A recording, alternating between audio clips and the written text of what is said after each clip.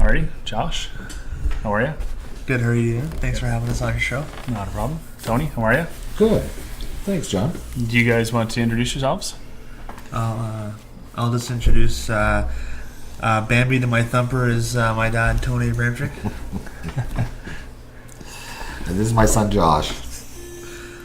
And I'm John. And that's nephew, John.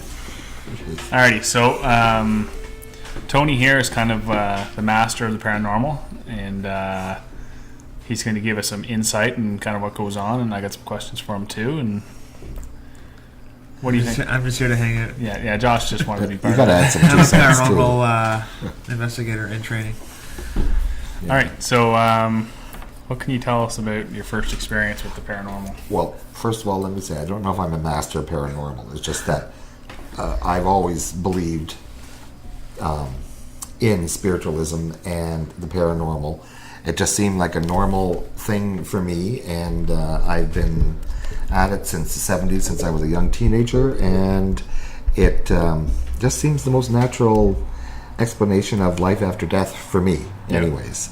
You know, how about you? I think I'm probably, I don't know, I guess you're more in tune with than I am, but I'd say the biggest thing is it for me, it brings more awareness, so I definitely think of it as a possibility versus, another form, I guess. Anyway, John, to get back to your first question, I think my first experience was when I was about 14, and I remember my grandmother and grandfather were over visiting us at my parents' house, and I had come down the stairs from the bedrooms and that, and my grandmother went past me, and then I went into the kitchen, just normal walking, went into the kitchen, and there she was sitting there talking to my mother and father and that, and I'm thinking, okay, wait a minute, I just saw her go up the steps, so I went back up the steps immediately, because I thought she might be in the bathroom. Nope, nobody was up there. So that was strange. I wasn't scared or anything, but I don't know if it was actually her or maybe just something else, but my parents' house was probably about 100 years old then, and that was probably the middle 70s. So I don't know if it was something from the house, but we were always told that there was the house was haunted or could be haunted. I don't know if that was true, but it was the neighbors telling us that. So, but then there were a couple other things that happened at that house too when I was a teenager. So that was my first experience. Yeah. What about you, Josh? I don't know. I'm not really sure about a first experience. Well, what about when Tanner got up to use the bathroom, and he thought it was you blocking the doorway? I'm kind of blurry on the exact details, but I remember I was in that bedroom over there, and what was Tanner doing? I think he was in the hallway, or was he in the other room? I think weren't the two of you in? No, he was in the other room. Yeah, we were in the one. I was in the one room on the bed, watching TV, I think, and Tanner was in your current room right now, and he was watching TV, or was he sleeping? I can't remember what he was doing, but anyways, he got up, and as he approached the doorway, there was a figure. No, it was in the hallway there. Oh, okay. Before, just as he was leaving the room, he approached the doorway, and there was a silhouette of a figure. It was like a solid mass, like it was. He couldn't touch it, but he just saw the silhouette, like it was black and everything, right? And he couldn't see through it, and it scared the heck out of him. So he ran back onto the bed, and I think he pulled the covers over himself and was yelling my name. It's maximum security. The blankets. Yeah, nothing gets through them. Yeah, it was. It was. You hope. So I was lying on the bed, and he was yelling at me, Josh, but he wasn't yelling loud enough because he was scared of whatever this figure was. So I was like, what? What do you want? And he's like, Josh, come here. And I didn't think too much into it. I didn't really see or sense any urgency, but he was just talking lower than normal. And I was like, what do you want, man? I'm busy, right? So then I think he waited a few minutes, and I think he got up, and it was still there, and then lied back down for a bit. And then I think he kind of built up enough courage to run through it. Okay. And I think he said he just ran through and was like, I was yelling your name. Why didn't you come see me? I said, well, I was watching TV. He goes, man, did you not know what just happened? So then he continued on to tell me what had happened, and then I felt terrible after. Yeah. That poor guy is scared. Facing that by himself. Yeah. So I think the first one I ever had was at the old house. I was very young. I think Tanner kind of remembers it too. And I got a couple of friends that remember it. Was whenever you were downstairs, there was you'd have like the sun coming in like one of the windows, and you always have the like the classic like silhouette of a cat that's spooked. Yeah. You would always see that. You'd always see it in the window, and there would never be a cat there. Huh. And it was really weird because I had friends see it too. And whenever my friends would see it, I'd just be like, yeah, just ignore it, like it goes away. Yeah. And then after like we've grown up, like I've never seen it ever again. But like that was probably my first one of seeing like it was like a ghost cat that was in the house. But And that was a house that you guys lived in beside your grandparents, right? yeah. And your brother had a few experiences there. Yeah, he had the experience that he saw. I think the guy that died in the house. Yeah. I think he would wake up at night and the guy would be standing in his room, and he would ask him to leave, and then like, he would just be gone. But I had like a few growing up, like a few moments where it wasn't like scary. It was just like weird things would happen. Like you guys remember how the kitchen was, like how there's the living room one side, the kitchen the other. Like I'd get up, go to the kitchen to get something to eat, and come back, the TV would be turned off, or it'd be like vice versa. Not so much when I was younger. As I've gotten older, I've had more experience. I think I've been more aware of it. Yeah. Where when I was younger, I just probably pawned it off just not to be scared about it. But my mom had experiences in that house too. It's the same thing as seeing this guy in the house. And See, mine's the opposite. I had more when I was a young teenager than when I've been older. yeah, But I think that's because it's because of hormones and your body's changing, and I think you're more receptive when you're younger like that than when you're older, like to a certain degree. But my experiences in my parents' house were just started when my cousin and we belonged to a spiritualist teen group is what it was, and that was back in the middle to late 70s, and it really wasn't heard of then, but there was a spiritualist church there, and I thought, when my cousin asked me if I wanted to go, I thought, oh my God, like I don't think so. But anyways, I went, and I kind of enjoyed it. I didn't really enjoy the singing part, but the part where someone would get up and they would scan the audience and give a reading, that is what I really enjoyed.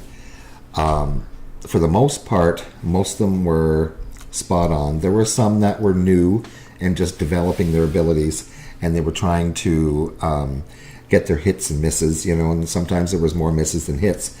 But at least they had the guts to get up there and try it. So anyways, we belonged to this youth group, and one day we were at the person who ran the youth group. She asked us, she got a phone call, and she talked to her husband for a minute, and we were just sitting there, and she asked us if we want to go to a house, which I wouldn't really want to call it an exorcism, it's more of a rescue, and that was not too far from there. So of course we all jumped at the chance, and we said, yeah, sure. So as we're getting closer, my cousin and I are driving because we were of age to drive, and then we started getting a little, not as brave as we're getting closer to the house. But anyways, make a long story short, we went to the house, and all I remember is one of the other adult members of the church going, there he is right there. I see him. He just peeked around the corner. And when I say he, for our audience, I'll define that. It was a gentleman who had committed suicide in his driveway in his truck. He had shot himself, and the wife and the kids had contacted our the female person of the church there, and had said, can you help me, because the kids are getting spooked because he's appearing to the kids and things are happening around the house. So of course she said she would help, and that's when she asked us if we wanted to go. So we went, and of course when they started saying, "Oh, there he is! I see him. He's peeking around the corner."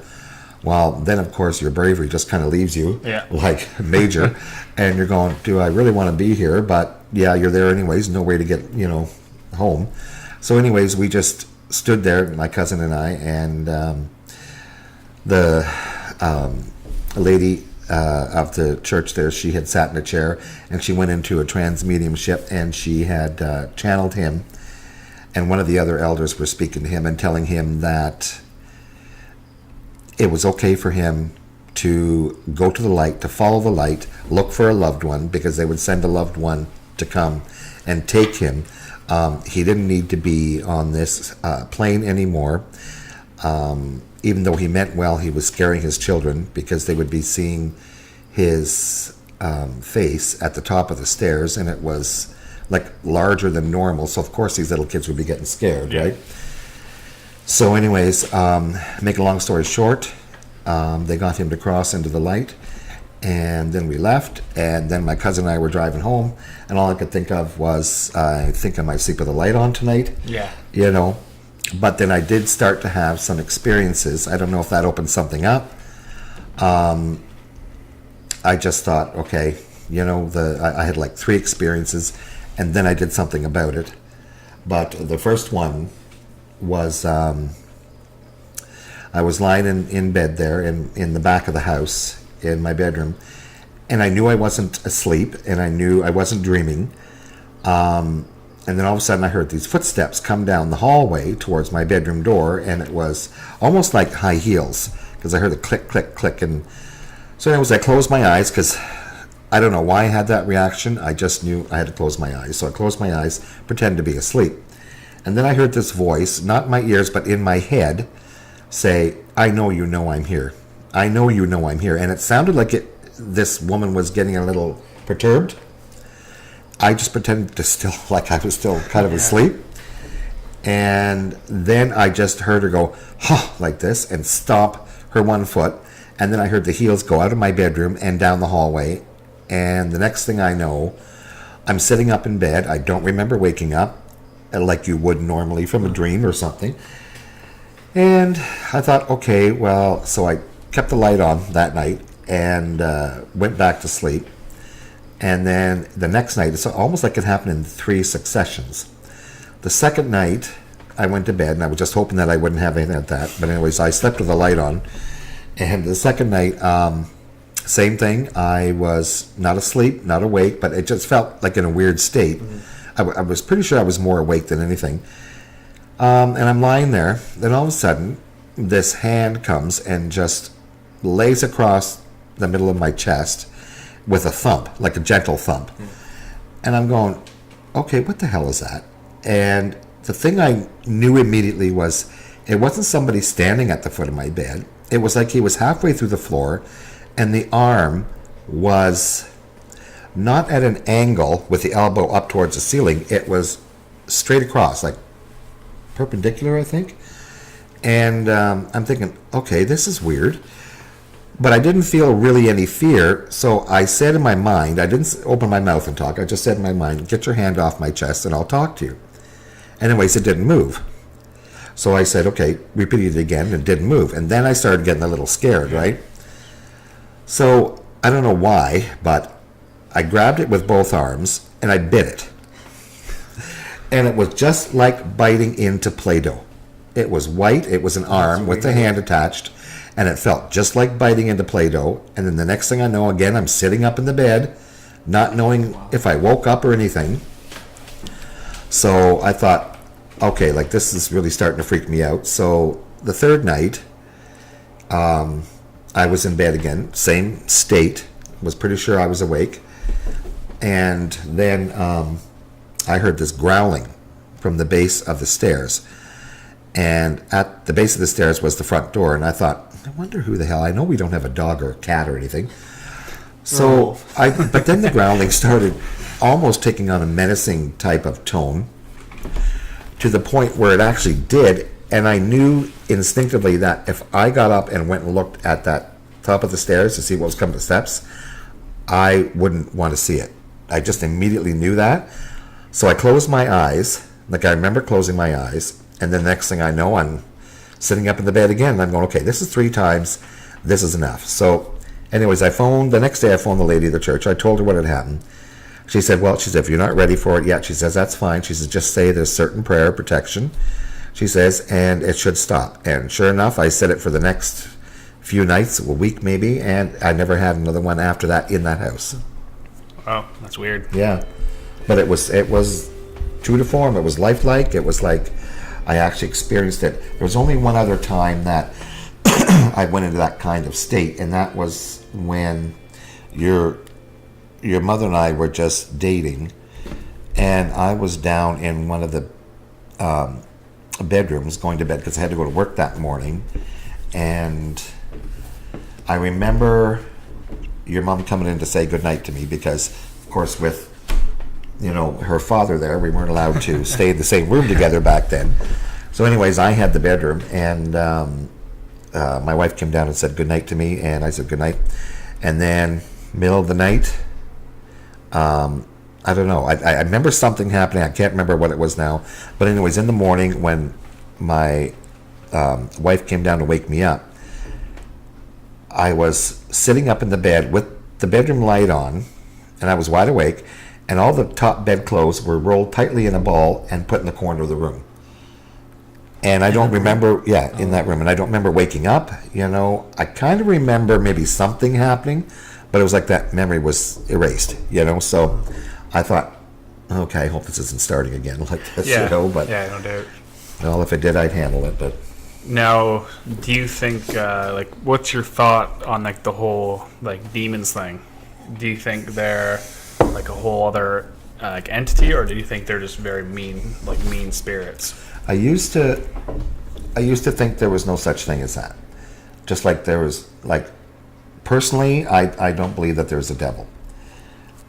I think there are varying layers to our existence once we leave our body. That Earth is probably one of the worst, but there are a few other levels, according to some of the books that I've read, and they say the same thing, that there are a few other levels below the levels of the Earth plane. consciousness. Yeah, like when you leave your body and you're in spirit, that they are worse. Some to the effect that there's a wasteland and everything's gray and everybody is just walking around like zombies and they're lost and they're what is it? They have no direction, nothing. They're all just wandering around in their own thoughts and stuff like that. So there are various planes like that from what I've read. But as far as demons go, and then of course you watch some of these TV shows and the psychics, who are reputedly well-known psychics and they seem genuine, they are saying that there's a demon who has never had a human incarnation. So, where do these come from, type of thing. And then some of the books I've read and some of the shows I've seen, because I do read a lot and watch that stuff because it just interests me, they say that one book said that the demons are part of something that the major consciousness, or God, if you want to call it, has created to keep a balance of negative and positive, a yin and a yang, because apparently on this earth we need a balance of good, evil, so on and so forth, but there has to be a balance for everything to be equal. And they say these entities or whatever, even though they haven't been in spirit form, they have agreed to take on this role. This is what some of the books say, and I've read a couple that have actually said that. So, and then some of the other books don't even explain where these negative entities come from. And then some people say that the negative entities, even though they could have had a human incarnation, they still call them demons, but they were of earthly form before. So to my way of thinking, it's the ones, if they exist, that haven't had the human incarnation, that are probably the worst. Yeah. You know, and then of course you get into your exorcisms and you get your churches, and then of course, you know, your movies, you know, and all that. Yeah. So, you know, Yeah. you have a lot. So you've explored like a lot of, I'm guessing, abandoned places or places that like have had spiritual activity in them. Not too many of them, but it's more like I've read about them and stuff like that, because I've been reading this stuff since the early 70s. Yeah. When I became interested in it. And but I remember my great uncle's house. It was supposed to be haunted, and I remember being told that from when I was a child. And then one summer, my brother and I went to stay for a few nights, maybe for a week, because my mother had suggested that maybe we should help my great uncle with the haying. And of course, everybody thinks that's so much fun, but we said, yeah, we'll do it. And so we get there, and of course, the first thing in our mind as soon as we enter the place, what's this place going to be like when it gets dark? Yeah. So anyways, it was kind of creepy back then when it was dark, because of course you don't hear anything out, and we were used to living in town, so there's the extreme quietness. And then if you had to go to the bathroom, they did not have a bathroom in the house, so you had to use the outhouse, which was a short walk from the main house, but you still had to go down the stairs, where I remember being told as a kid they'd always heard footsteps and up and down the stairs and everything, and so we had to go down those steps. But my brother and I always went together, and so then you had to go through the kitchen, and then you had to go through the summer kitchen, which seemed to take forever, and then outside, and then walk outside to the outhouse. And then of course you're wondering, okay, like what's hanging from the outhouse roof here, like going to land on me? What? And then you're listening for sounds, and you're going like, my God, this is, you know, you just can't have an ordinary, peaceful whatever. You're worrying about all this stuff. But I remember one time we both had to go to the bathroom, and it was pouring rain. We thought, oh my God, what are we going to do? So we just thought, okay, you know, we just had to go number one. So we just opened up the bedroom window and did it right out the window. We thought we are not walking in the rain and going through this, because there was a bit of lightning, and it made it even creepier. Yeah. So we thought, nope, this is what we're going to do, and we did it. Now, what would you say, like, the scariest thing you've ever witnessed would be? Oh, God. One time I was lying in bed, and this was before I was married, and a bunch of us had rented a house. And I remember lying there just getting ready I just gotten into bed, getting ready to go to sleep. And then all of a sudden the closet door, which was open, just slammed right shut. And so I went downstairs, and one of our other friends was there, and she was kind of freaking out because she had a bad dream about her grandfather, and she was saying she saw his face, and she didn't seem like she was asleep. She said it was right there, came right at her, and it was like an inch away from her face, and her grandfather was angry with her. And I go, okay, what is it about tonight? So I just waiting for the third thing to happen, because you know how people say things happen in threes. But thank God nothing else happened. But that was probably the scariest thing at the time.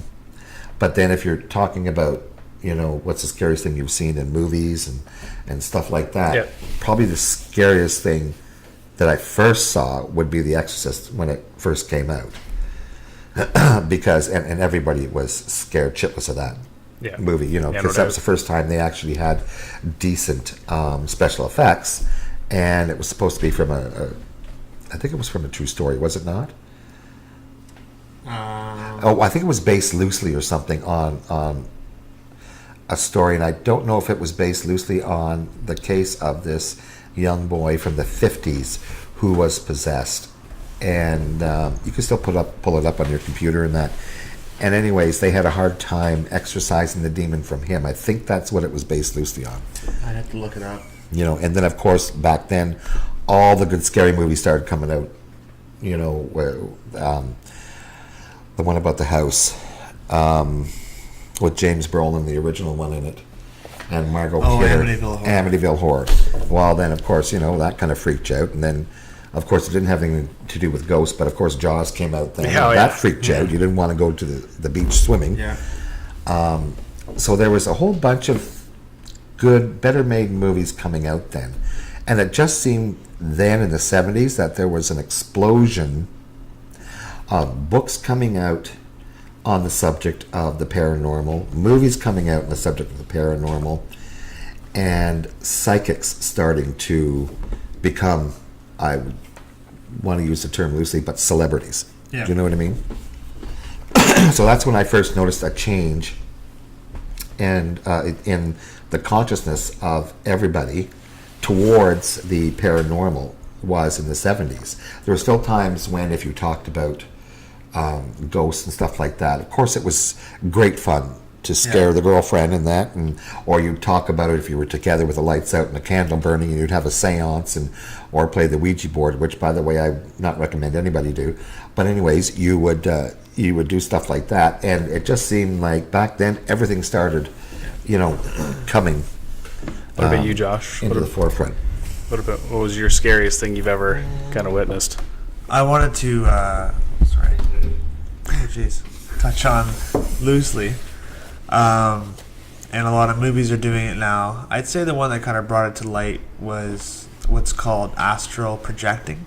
What's that? And what that is when your spirit. It's called spirit travelers. When your spirit is supposed to leave your body, and you get the out of body experience where you feel like you're floating above your body, and you're kind of floating above, and you're seeing your body on in bed or on the couch or whatever it is, and specifically the movie Insidious. I don't know if you've seen it or not. Have you seen that one yet? I think I've seen the first one, but none of the other ones. No, the other two aren't quite as good as the first one, and this one is kind of where it all came from. But it's I'd say I could probably relate to that. I mean, it's definitely like an altered level of consciousness that you experience, and some say that it happens just as you are falling asleep or as you're deep in sleep, whether I'm not sure if it's your REM or whatever it is, but it's not really, I don't know if it's proven to be your actual spirit. It's just all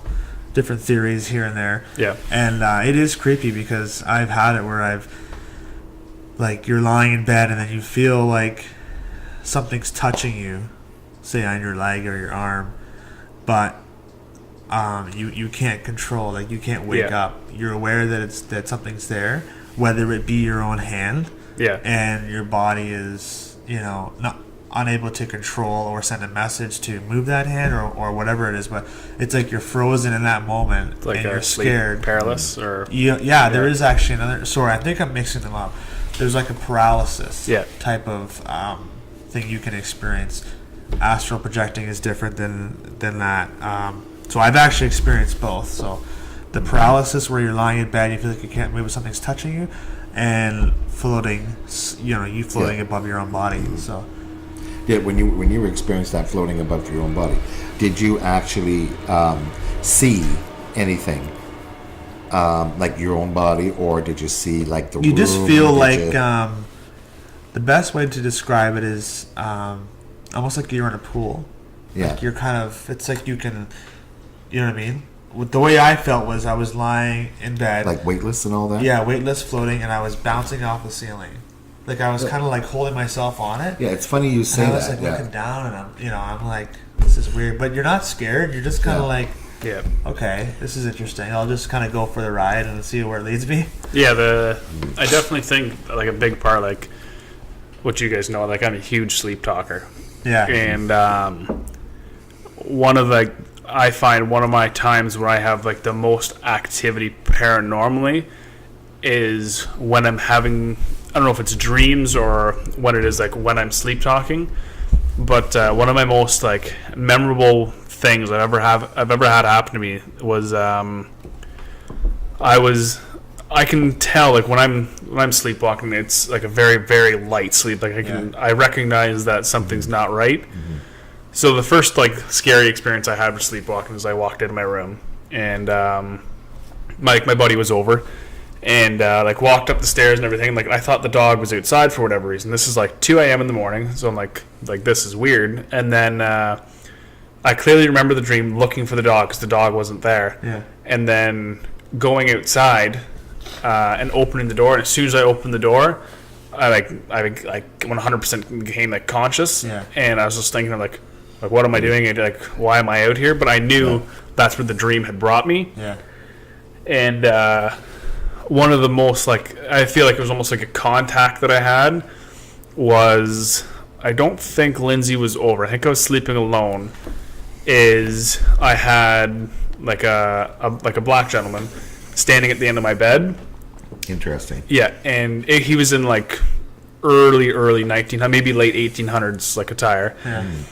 And he was trying to speak to me, and I could see that he was trying, but I couldn't understand. Like, there was like some kind of barrier. Yeah, it was like it was like a language. Like he was speaking a different language, but I couldn't hear him, and I couldn't read his lips either. Yeah.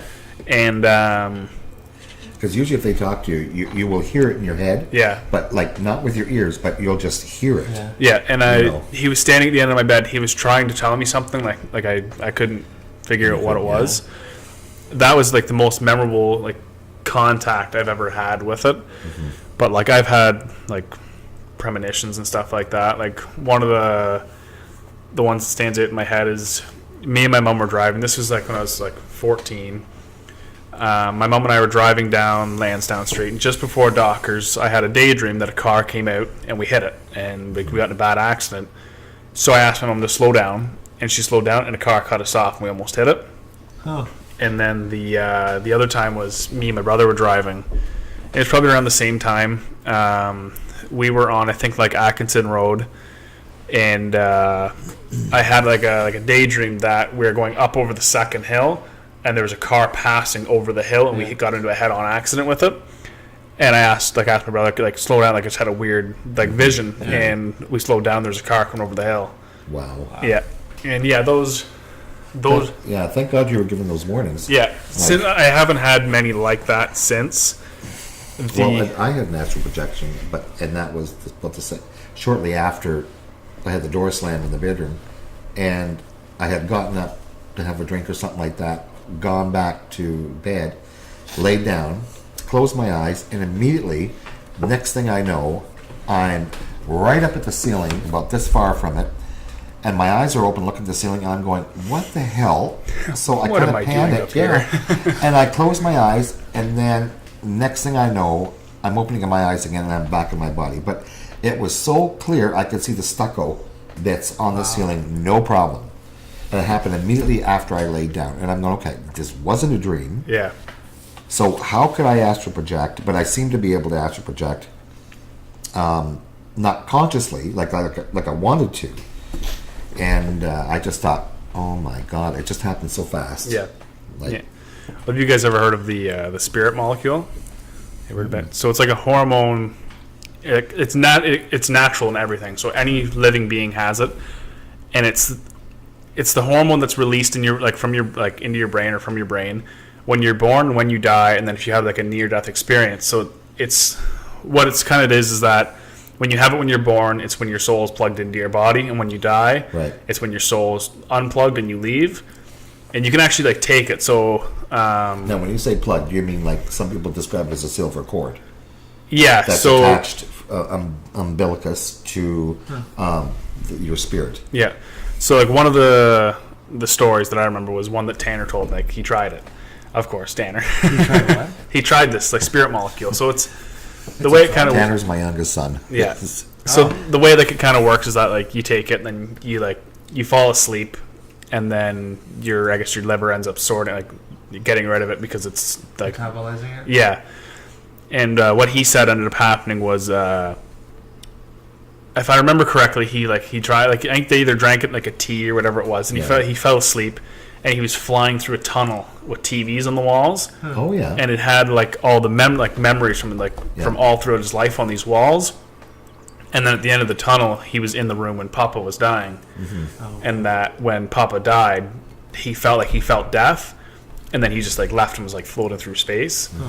And it's, I think like the whole, like the way when you sleep, I think your brain becomes so close to that phase, whereas when I think when you're asleep too, is you're relaxed, your subconscious actually has a chance to come to the forefront, and replace your consciousness. I think that goes, what is it, ego,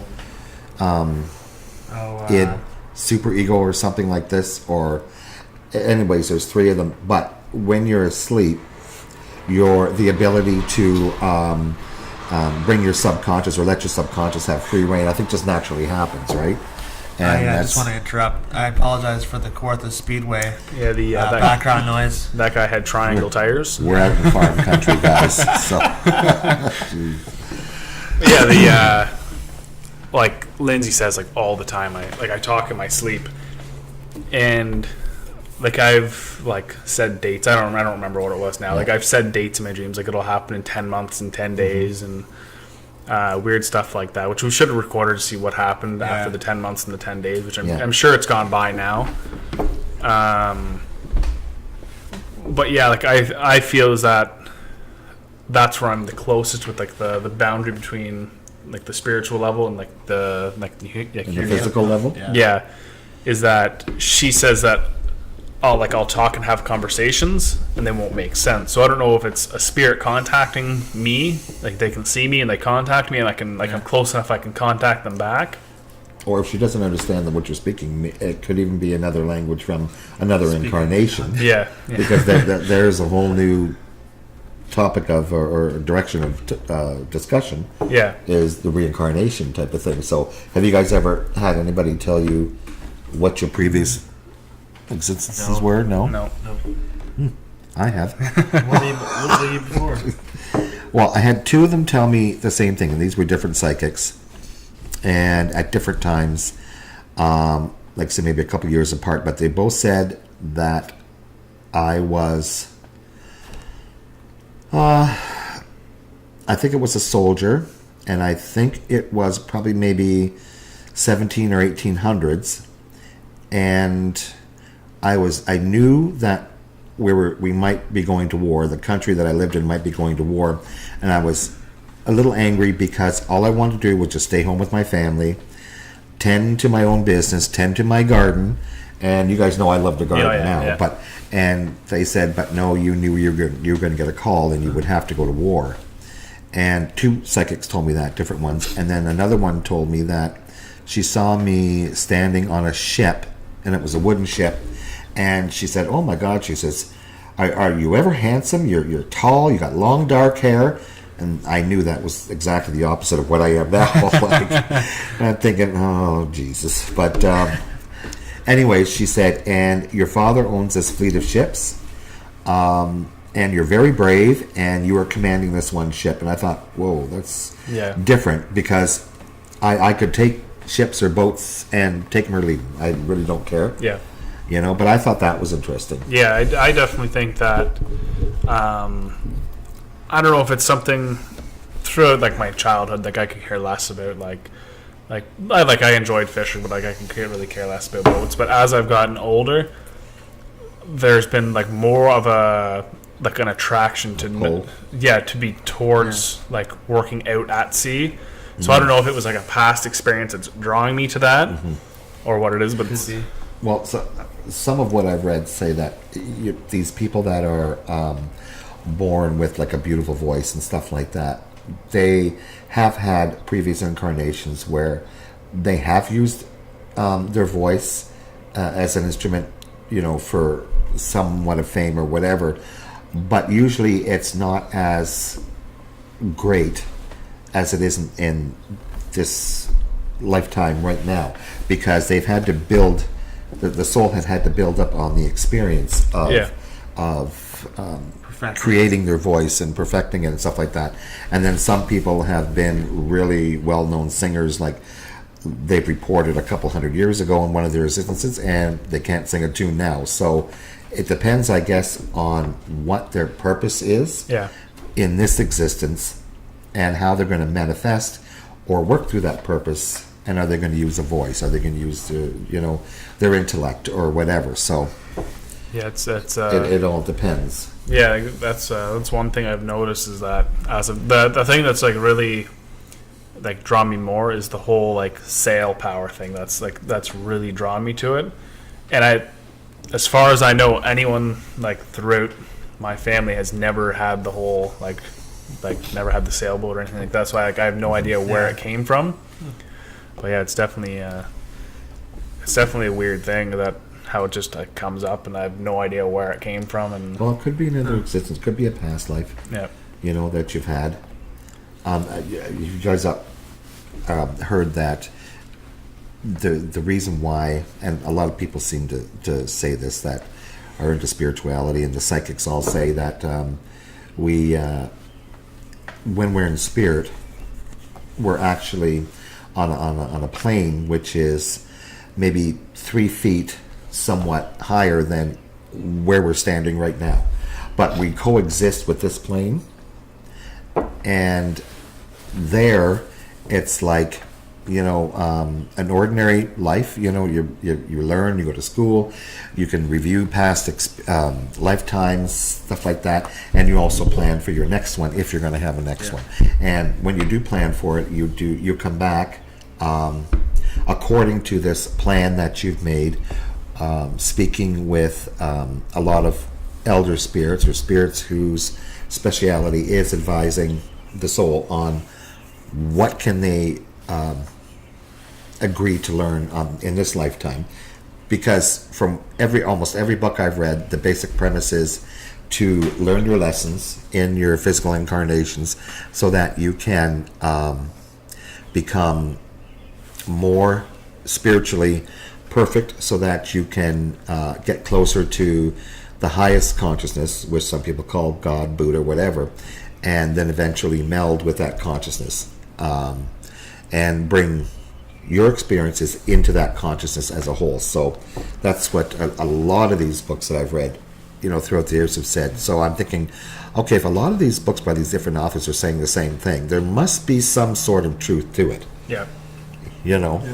So Now, do you think throughout history, so let's go back 1,000 years, maybe more, there was a lot more of people saying that the devil controlled, and that there was a lot more possessions. Do you think a lot of those possessions now might have been mixed up with modern day schizophrenia or dementia or anything like that? I do.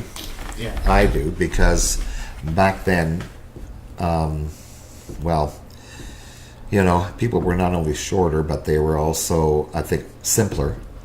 And there was basically what they lived on as far as their principles went was what was handed down to them from their parents or elders or whatever the church said or religion that they were into. Yeah. But then again, you get into, okay, are we going back as far as paganism before organized religion? Because those two things are different. So of course the beliefs would be different, and the people would act accordingly different. So what do you look at? But I think back then it probably was, as far as possessions concerned back then, it probably was something like that. But I remember my mom telling me that my great grandfather, I think it was able to throw curses, and he came from Macedonia, and apparently some of the old curses that he threw worked, and there was also a thing that they called the evil eye, which back in the old country was a form of a curse that they would put on you. They'd say, oh my God, he gave me the evil eye. But then I've also read throughout the years that if you believed in a curse, then sometimes it would work, because you would actually help facilitate that curse to become into reality because you believed in it to begin with. Yeah. So, and then other ones who didn't believe in it, well, sometimes they weren't touched by this curse at all. But so then you get, okay, were they real? Were they not real? Well, I personally hope I never find out. Yeah. But I remember my mom saying that my great grandfather, I think it was, could do that. Okay. So now, the old 1700s, 1600s, the whole witches thing. you go back that far. Oh yeah, we gotta go way back. Holy shit. Do you think witches back then, they could have been mediums and psychics, but because it was so out of the ordinary, they just assumed that it was an evil? Yeah, I think if you're talking about the States or Salem or anything like that, I think that they could have been psychic, but I also think some of them could have just been females that were considered maybe a little too strong for that time and maybe outspoken. So, let's point at her and call her a witch and get her out of the scenario. Or, someone could make up a lie and say, oh, she caused my cattle to die, and you're going, okay, at that point, what recourse would you have? Because even though you pleaded, that you were not guilty, it didn't matter because it was a male-dominant society. And if they decided that enough people had called you a witch, well, then you were going to burn. Yeah. Unfortunately, but then you look at other cultures where sometimes they were female-dominated cultures, and they were not considered like a threat to the male persona, but and they were allowed to run the tribe or whatever the way they wanted. And then, of course, you have other cultures where if you had a woman that was supposed to be the talk of the village or whatever, and she was able to heal or something, okay, then you look at that perspective, okay, she could heal, and she was considered like helpful and not a threat, so who knows? I think it's just wherever you happen to be in that part of the globe, you were either screwed or you were you were lucky. So, but now there's I guess not so much in Canada and the US, we're a fairly new set of nations, 1600s. Do you think we're very limited to what we experience? How if you went over to England's experience, over in the Europe area has had civilization for thousands and thousands of years, where here there's been a large population for only 300 or 400 years. And do you think it'd be there's more diversity in paranormal activity there, or what do you want to answer No, that?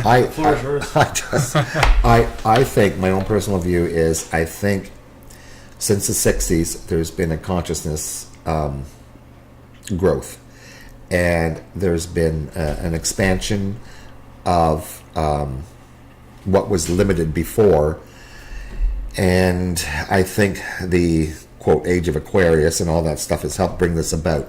So I think because we have an expansion of the consciousness in this particular matter now, especially in the last 10-15 years, there's been such a major acceptance of this as starting to become the norm, that because people accept it more, they're not blocking it, so they're experiencing it. So I think, of course, England and them have the most famous ghosts, because they've been reported for a long time. And of course, let's face it, there's something a little more creepier about England, which enhances a good ghost story as opposed to Canada or the States. So I think that now we might even have close to the same, because people are more open-minded about well, you know what, this is not just the wind blowing, or this is not this, so, and I think that's a good thing, because I think we should acknowledge quote the other side, because I think it helps us grow and realize that just like we might not be the only things on the planet, and I've always said to my wife that how can you not believe or tend to believe in this direction of the paranormal when some people have the belief, and she does to a little point, that when you die, that's it. Your consciousness is gone. You cease to exist totally and everything else. And I thought, okay, well, if you think that way, did you ever stop to think, why are you going through all the trials and tribulations here? Why don't you just go out and kill somebody every day, or steal from a store every day? And what difference is it going to make? You're going to cease to exist when you die anyways. I said, to me, that's too simplistic and doesn't make sense. So then, of course, the conversation stops. But she's starting to come around, I think, a little bit as the years go on. But I think that's the way she was brought up. Now, you've got 3 children. When they were younger, did they ever see things and point at things that you just never really knew? My youngest did. He used to stand up in his crib and he'd point to a part in the room, in the bedroom, and he used to say Bagakabi or something like that. And I just had no desire to look at that name. I'm thinking, okay, just in case it's a misspelling of a demon's name or something like this. But like, all kidding aside, I just thought, well, that was weird. Why would he always do that? Yeah. You know, Josh, I don't think you did anything. And my daughter Claire, I don't think so either. Okay. You know, because the reason I ask is like Mike, like having Olivia now. Yeah. It was You're probably an like uncle. yeah, we got an old Uncle John. It was probably 2 or 3 months ago. Actually, probably not even that. Maybe 2 month and a half. Was Olivia was like crawling on the floor, and we have a picture of Nanny and Papa underneath like one of the tables, like it's like a picture frame. And she grabbed the picture frame and pointed at Papa and said, like, Papa, and she kissed the picture and then like put it back down. And she's very attracted to the one picture. Yeah. And it was one of the weirdest things that we've had. But then you would have somebody say, okay, does her father point to that picture and say Papa? Yeah. Like, is that how she was, you know? But then if he hasn't, Yeah. that is strange. Yeah. You know? And Yeah. it makes you wonder if maybe he's, you know, He directing visiting her. Yeah. Yeah. at night or times where she's woken, and you know he's, you know, leaning over into the crib or visiting, right? Yeah. I mean, you really don't know, because at that age it's there were times where your mother and I would hear you kids in the crib, and you'd be laughing or you'd be softly talking. We just never thought anything of it. Yeah. But then now that you see these shows where it shows these little kids and they're actually interacting with spirit, you're thinking, oh, well, maybe, you know, that was it. But to us back then, it was just, no, just, you know, you're just having fun in the crib and Yeah. you're happy. I don't know how much fun you can have in a crib. But Yeah. Well, when they're that young, there's not Yeah, much you that's can do, true, so yeah. that would be considered fun. I had 2 stories here. The first one was it was like a story that is online. It's just like the topic was like the scariest thing you've heard on the baby monitor. And we got to get Josh all excited here to have the baby monitor. He's just gonna Yeah, he's going to be a daddy to be I'll never sleep. in a week or two. And so they had like one of those new baby monitors that has like the camera that comes on when there's motion. Yeah. And so like this person was saying that like it was like her and like a friend were like downstairs watching TV or whatever, and they heard like rustling in the crib. So the camera comes on because the baby's like moving around, and they look at it and there's nothing weird, like the baby's laying there. So the camera shuts off, but they still hear the rustling, and the camera comes back on, and there's a face in the a solid face in the camera, and the camera shuts off right away. And they run into like the kid's room, and the kid's standing up in the crib, so they figure, oh, like the kid got up and probably saw like the infrared light on the camera and looked at it. And then they were talking like it happened again, and they went upstairs, and she was like with like her husband or whatever. And they went upstairs, and the camera came on, and she was by herself, and the face was like that face was in the camera again. And she went upstairs, and the crib was empty. The baby was sleeping in the other room, and they ended up like getting rid of the, like they didn't want to use the camera anymore. Was this a true report? Yeah, like this was them like talking about the experience. And the second one was the old baby monitors. They operate on like 50 megahertz or 49 megahertz, like a very common frequency that you could use like walkie-talkies. And even like up at Walmart, like with my scanner, like if there's like an old baby monitor, I can pick it up. Like there's one I can hear, and it's almost creepy just like listening to a baby monitor. Yeah. And this guy had a walkie-talkie, and he's like had it turned on. He could hear the baby monitor, and he could hear like the baby crying, and the mother's just like, all right, I'll be there in a second to feed, like to give you a bottle. And the baby quiets down. He grabs the walkie-talkie, and he goes and he's just like, feed me. And it comes through the baby monitor, and he said all that he hears is just like the dishes smash, and that's it. I was just like, oh god, could you imagine like how scary that would be? She probably kicked his ass after that. Yeah. Jesus. It's Well, I know sometimes with our old baby monitor, it used to sound like white noise. yeah. You know, that static type of thing, and then of course that brings to mind that movie White Noise. Yeah. You know, and how some people use that as a way to communicate with spirit, eh? So Yeah, interesting. There's definitely weird, like the energy with spirits being around, because like me doing like a lot of metal detecting, and the pin pointer, when you turn it on, it creates like an electromagnetic circle around it. So when you point it towards something, it detects that there's a flux in the field, and it beeps with the closer you get to it. Yeah. And I couldn't tell you how many times like I would just be like out, and like I'd have it on, and it would just go, like it goes off by itself. So like it beeps, so it's like beep beep beep, and then like when you get closer, like it's a solid tone. Yeah. And how many times like I've had it on and it like start to beep because it detects something, but like it's not near anything to detect. Yeah. And even like when we were together the one time, how it kept going, like my old one, it would vibrate and said how it was going off by itself. And I've definitely had like weird experiences with it where it goes off by itself. And this is like I've had it when I did a farmer's field, or not really a field, like an old house, and the house was from like the early 1830s. So it was just like an old stone foundation, and just like going over it and just minding my own business, and the thing just beeping by itself. And it's not like when you get your keys in your pocket, you get your phone in your pocket, it picks, like it beeps fast when you get near it. But this was like it just having it in my hand, and it just starting to go off by itself. And weird, eh? Like, yeah, I think definitely the noise you can pick up with them, because like they're so any radio device is so sensitive to changes in like radiation or anything. Yeah. Oh, I know. And then you have like tape recorders too, and the way they tape things. And you know, we had a friend that had taped the inside of their house, and it's an older house, and apparently it belonged to part of a funeral home, and there was supposed to be a tunnel that joined the funeral home to the house, but anyways, that was blocked off.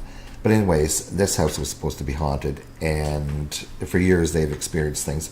Anyways, they had put the tape recorder on, and they had brought it over and played it for my wife and I, and you could actually hear, it was almost like a little boy's voice, and it was talking. It was unintelligible, but you could tell it was a little boy's voice. Maybe one or two of the words you could tell.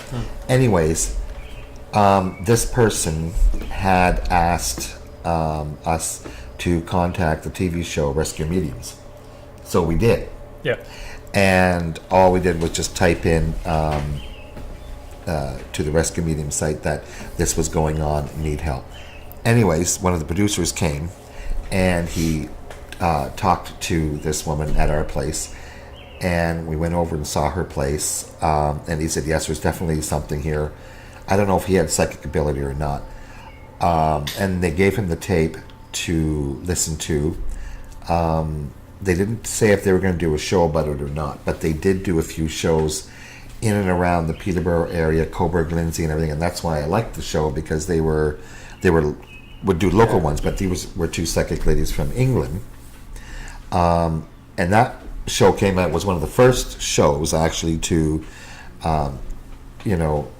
incorporate mediums helping people with problems in their house. Now, of course, you have all these other TV shows, Dead Files, etc., all that stuff that have that. But it was interesting to see the producer and talk to him about some of the experiences of the places that he had been in. Yeah.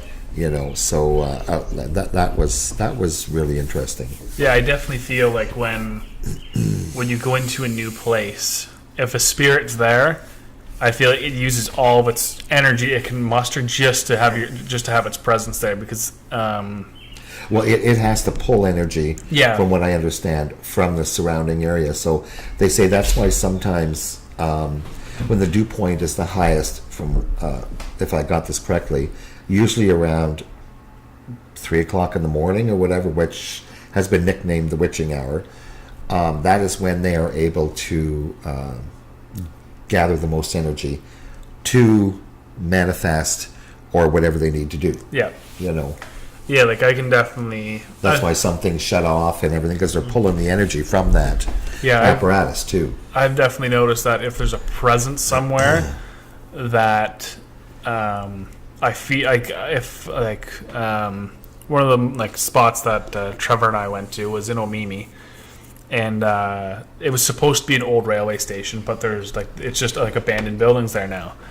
And we got like walking in, and like we're walking on the old rail bed, like all the ties and everything are already gone. It's just like a guy's property, and we're like peeking in the buildings, and we go up to one building, and you can tell it's an older style building. We figured it was probably like one of the spots where the guys would wait and switch the tracks over, because it's the line where you'd either go to Coburg or you'd go to Peterborough, where it would split off there. And like as soon as I had contact with the building, it was just a rush, and it's a weird feeling when I get it. It's almost like when you get a chill, like when you like something spooks and you get pins and needles.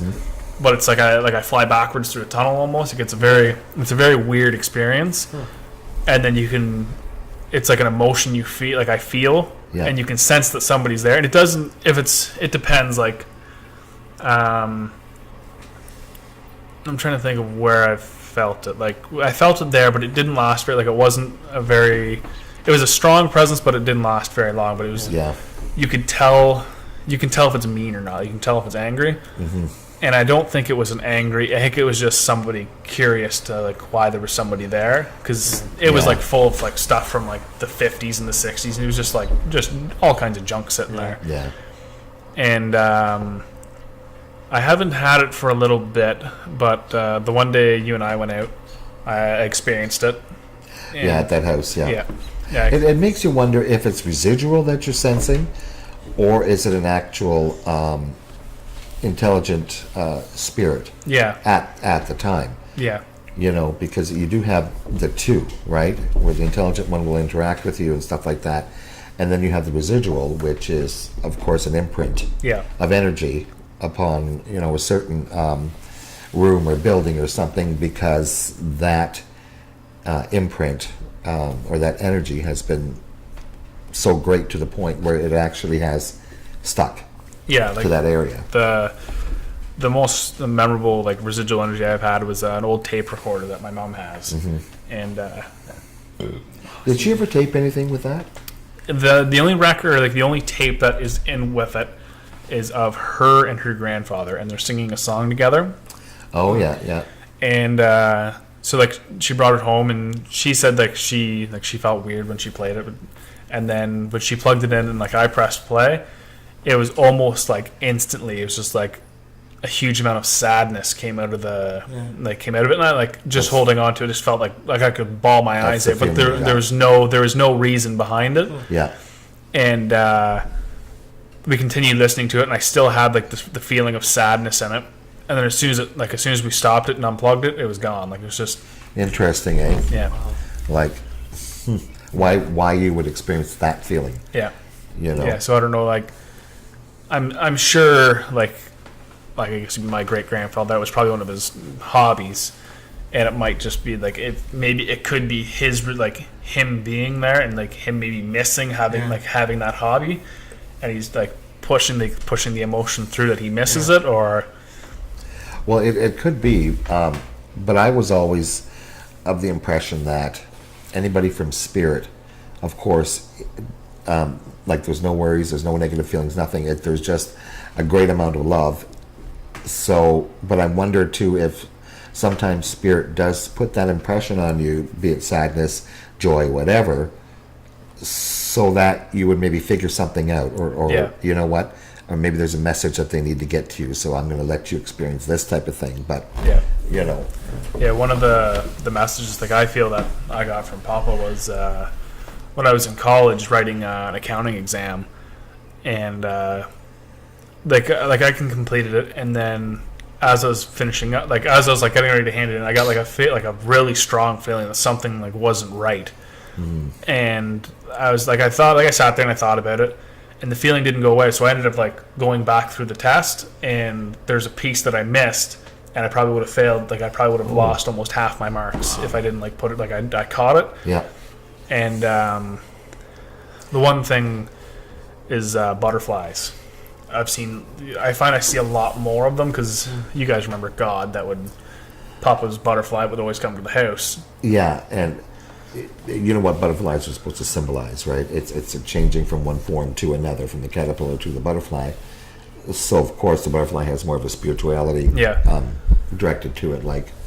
And it's funny you say that, because a friend of ours, when her brother had died, there was always a butterfly around at a special occasion, and and I believe them, because she's not one to kind of believe in this, but it happens almost every time. Like say his birthday, or say they're having a family get together or something. There's always a butterfly around or something. So I thought that was interesting. Yeah, because if you think about it, like God, that butterfly. Yeah. How often were we there with a family dinner, Yeah. and that butterfly would come land on the deck, and Yeah. the butterfly would sit there. Yeah. And as long as they'd own the house, that butterfly would come. Yeah. Now, I was going to say, I think it's your dog snoring in there. but from what I understand, it's not that creature or insect or whatever has the consciousness to do that. They're actually directed from the other side to perform that certain task, or whatever. Yeah. Even like Tanner had an experience with one when last year when he was tree planting. He said like he was out in the middle of nowhere, like he was by himself and he was out doing whatever he was doing, and he said like he was feeling crappy, and he went and sat down on a log, and he was just like sitting there gathering his thoughts, and a butterfly flew down and landed right in front of him. And he said he was by him, like just started bawling his eyes out in the woods, because because like it was just, the butterfly was like so, like I guess like emotional, because we'd all seen it through like being younger. Mm-hmm. It was. But I wonder if such an act like that caused him like an immediate emotional release. Do you know what I mean? Yeah. And made him feel better. Yeah. Interesting with that. Yeah. Do you guys have anything else, or? Do you ever wonder sometimes if your new baby is, how much of an old soul that she could be? No, we were talking briefly about mediums, and one of, who was it, Kayla's friend that's a medium. Yeah, or she's. psychic, wherever, I think she's really good. Where we want to label them as, she had approached. No, you guys were doing something, I think, with her to do a reading. Yeah. And during that reading, she asked about Christy and I. And I think this was before we told anybody that we were expecting. And she said to you guys something like, do you have somebody in your family who's pregnant? Mm-hmm. Wasn't it? And then I think you guys, you weren't sure, but I think you kind of went on with it. You said, oh, well, we don't think so, but go on. And she said, well, this person in your family is going to have a little girl. Mm-hmm. And she's going to have blonde hair. So you guys told us that, and we didn't kind of lead on to tell you that she was expecting, and that was like, what'd you think of that? I don't even know how to describe it. Whether it's a coincidence, I don't believe that, but I think the biggest thing was that it's just like you tend to. Then I think at that point things kind of go under perspective, and it becomes real at that moment. Mm-hmm. So, and then as you know, it was confirmed, and it is a girl, and so that was really This is why sometimes I think when you get to the whole subject of the paranormal, and you're thinking, okay, there has to be something to this, because there are just too many instances of it proving itself time and time again. Yeah, you can't always put it down to be coincidence. No, you can't always. I think you can. Not everything has to be concrete. I think you have to leave some of it out to be, That there has to be more to the universe than just you can't always matter. You know what I mean? Like it's weird. So there's a lot we don't know.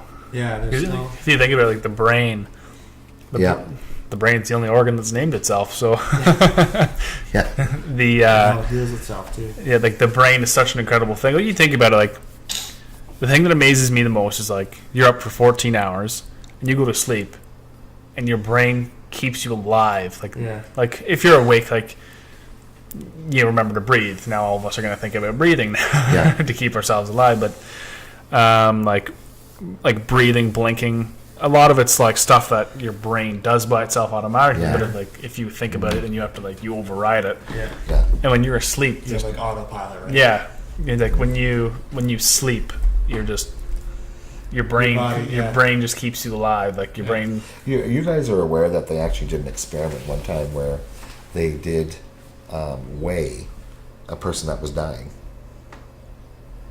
This was, I think, back maybe around 100 years ago, but they had weighed this person that was dying because they wanted to see if there was actually a soul, and they did find a discrepancy in the weight.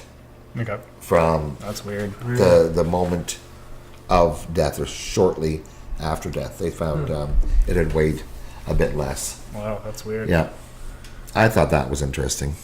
Yeah, that is interesting. You know, so I don't know. Is it the soul, or is it just the air escaping from the body? Is it? Yeah. You know, but I mean, sorry, John, but working as a nurse that I did, I've been around people that have been dying, and a few times I've actually seen the person when they were close to dying. All of a sudden, they could be sickly and look terrible and everything else, and all of a sudden they get this clarity in their eyes and their voice, and they're looking over at the other room, and you know, sometimes they're smiling, or one person pointed and you're going, okay, they obviously see something that we're not seeing. And why all of a sudden is it like all this illness is taken away and I'm seeing what they would have been like? Yeah, like when they were well.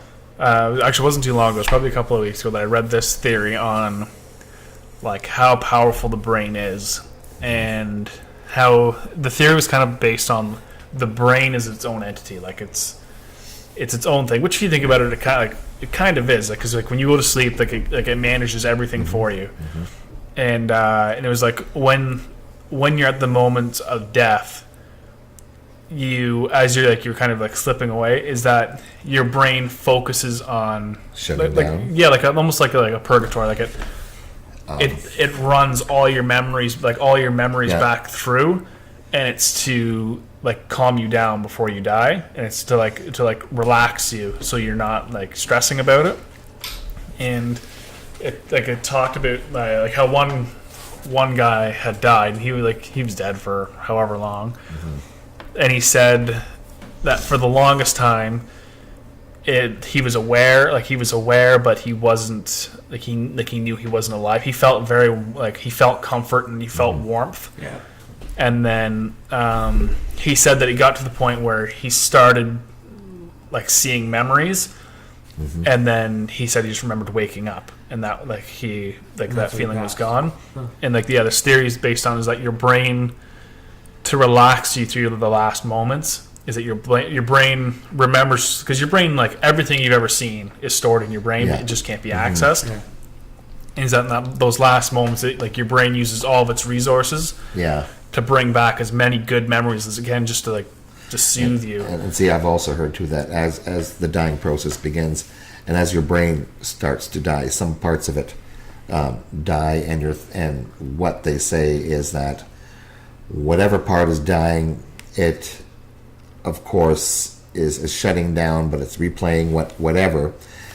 And I'm thinking to myself, okay, because a lot of hardcore scientists and stuff like that say that there is no near-death experiences, there is no nothing like that.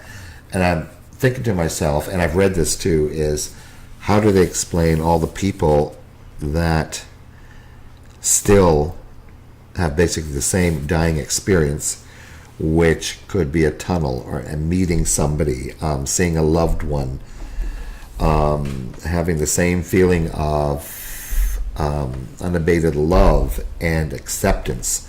When you're dying, and if your brain's shutting down, why would you experience emotions like that? Do you know what I mean? So to me, it doesn't make sense when they say, "Oh, just a physical way." There actually is no tunnel or anything like that. And I'm thinking, well, that doesn't make sense to me. Yeah. You know.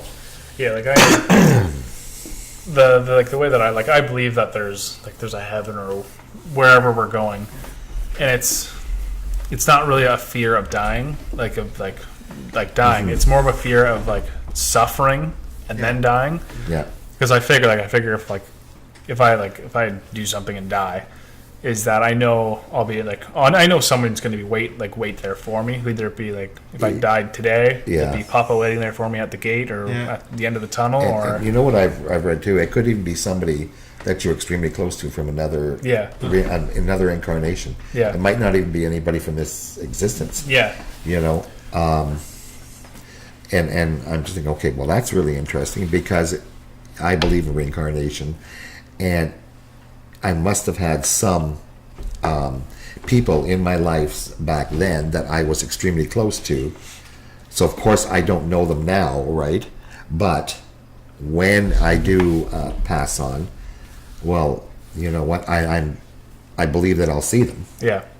You know, and they usually say that when you do pass on, that the ones that are closest to you are in the forefront, and the ones that are, as the farther back they go, they're the ones that aren't as close to you, Yep. or the ones that you had problems with in your physical incarnation, and they don't want to upset you. But there'll be time to work out that relationship you had on Earth. But they are there Yeah. to greet you, type of thing.